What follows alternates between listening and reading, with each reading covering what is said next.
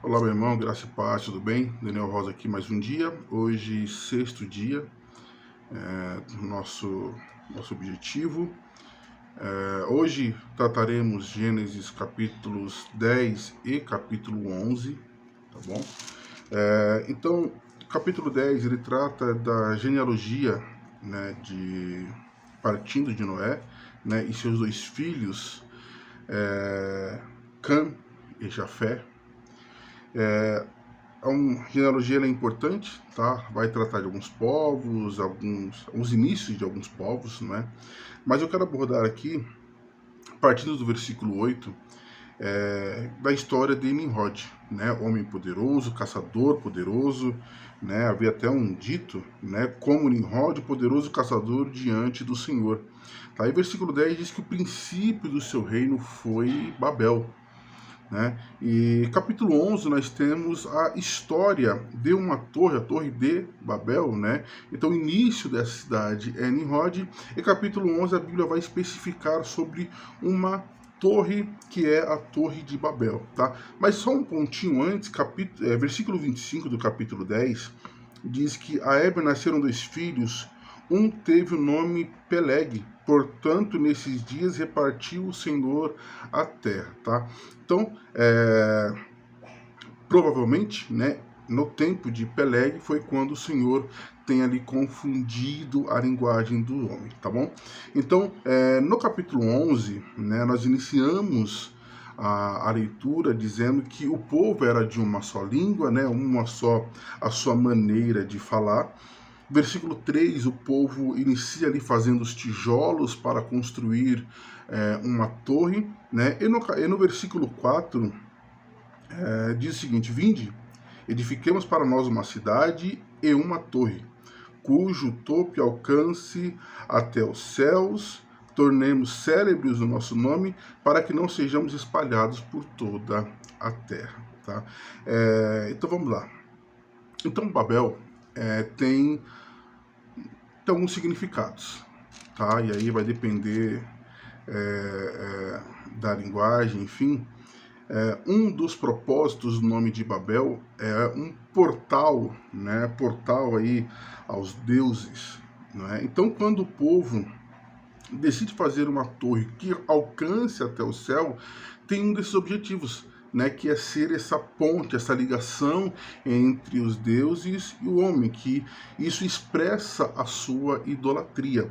Então nós temos aqui um grande problema em Babel, que é a idolatria, que é o misticismo, que é uma ideia contrária à religião a qual Deus propôs.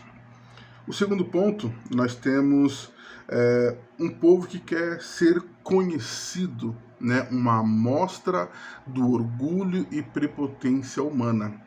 Um terceiro ponto que nós temos aqui é o povo não queria ser espalhado por toda a terra, contrariando a ordem e a bênção que o Senhor expressou no capítulo 9, versículo 1, ao qual o Senhor abençoa Noé e a seus filhos e disse, olha, se multipliquem e ocupem a terra, se espalhem pela terra. Tá? Então, em Babel nós temos esses três problemas.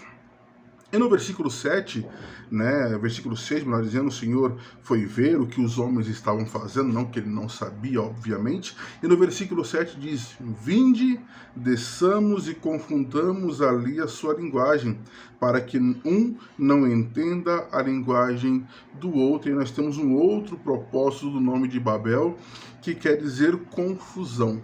Tá? Então, nós temos a vontade do homem e a vontade de Deus, né? Em Provérbio diz que muitos são os propósitos do coração do homem, mas é do Senhor que vem a confirmação desses, né? O homem faz o que ele pode fazer, Deus faz o que ele quer fazer, tá? Então, para nós, a meditação é faça a vontade de Deus. Às vezes a sua vontade parece ser boa, né? Às vezes o seu sonho parece ser maravilhoso, mas às vezes não está diante dos propósitos de Deus para a sua vida. Então, que nós possamos usar exemplo de Babel ou um exemplo a não ser usado, né? Eu sempre digo que nessa vida nós aprendemos as coisas de duas maneiras. Uma é fazendo, ou melhor dizendo, enxergando o que os outros já fizeram e erraram para a gente não cometer o mesmo erro. E outra é errando. Né? Eu prefiro aprender com os erros dos outros, né?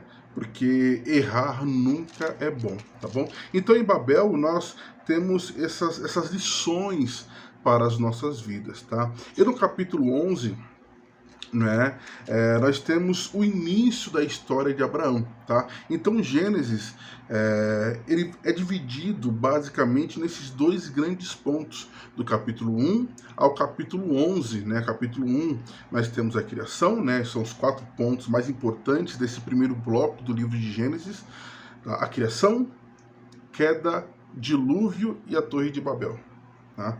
E se encerra aí o capítulo 11, iniciando a história de Abraão, e capítulo 12 vai se iniciar a sua chamada e o início da história do povo hebreu. Tá bom? Então que Deus te abençoe, te guarde, te proteja e te faça cumprir a vontade dele.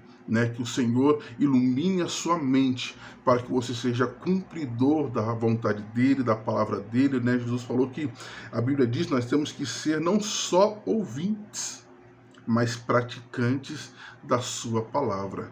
Deus te abençoe e te guarde, um excelente dia e fique na paz.